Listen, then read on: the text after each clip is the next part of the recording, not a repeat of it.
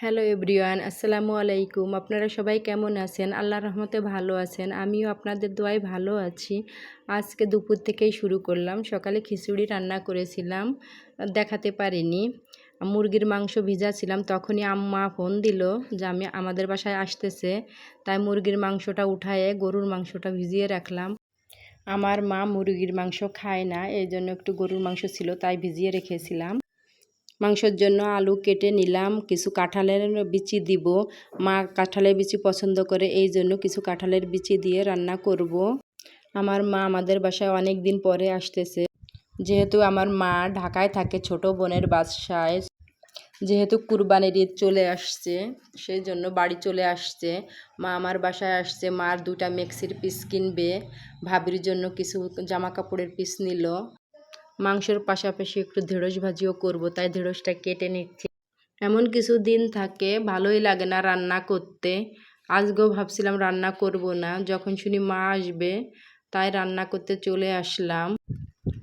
Of ক্যামেরায় ঢেঁড়স ভাজি করে নিয়েছিলাম, এখন মাংসটা উঠায় দেব।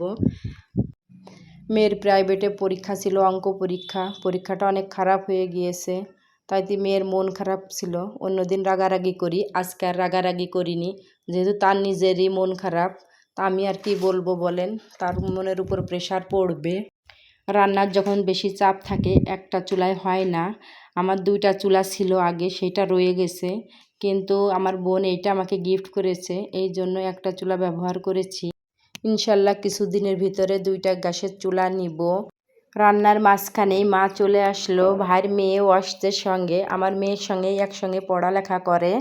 যে আন্টির থেকে আমি সবজি নেই সে আন্টিকে বলেছিলাম ছোট্ট একটা কচু দিতে, আজকে সে অনেক বড় একটা কচু নিয়ে আসছে। আমি তো রাখবই না, মুরব্বী মানুষ, যদি মনে কষ্ট পায়, এই জন্যই রেখে দিয়েছি। তারপরে ভাইকে ফোন দিলাম যে ভাই এর কচুটা নিয়ে যান।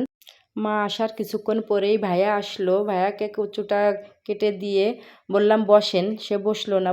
মাকে এক গ্লাস ঠান্ডা পানি দিলাম। তারপরে মাকে ভাইয়ার মেয়েকে আম কেটে দিচ্ছি। আমার মা আমটা খুব পছন্দ করে, আমার মেয়ের মতো। খেয়ে তো বলছে যে অনেক মিষ্টি, কোত্থেকে কিনেছো। আমের পাত্রটা চেঞ্জ করে দিলাম, ছোট হয়ে গিয়েছিল, আমগুলো ধরছিল না। আমার হাজব্যান্ড এখনও আসে নাই, তার অনেক কাজের চাপ, মনে হয় ঈদের একদিন আগে আসবে।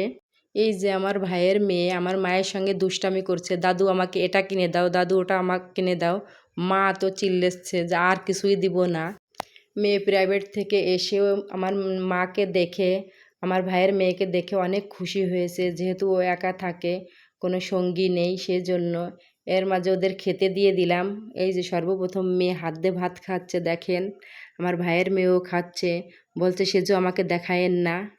আজকের ভিডিওটা যদি ভালো লেগে থাকে অবশ্যই লাইক কমেন্ট শেয়ার করে দেবেন, ফলো করবেন, সাবস্ক্রাইব করে দেবেন। সবাই ভালো থাকেন, আল্লাহ হাফেজ।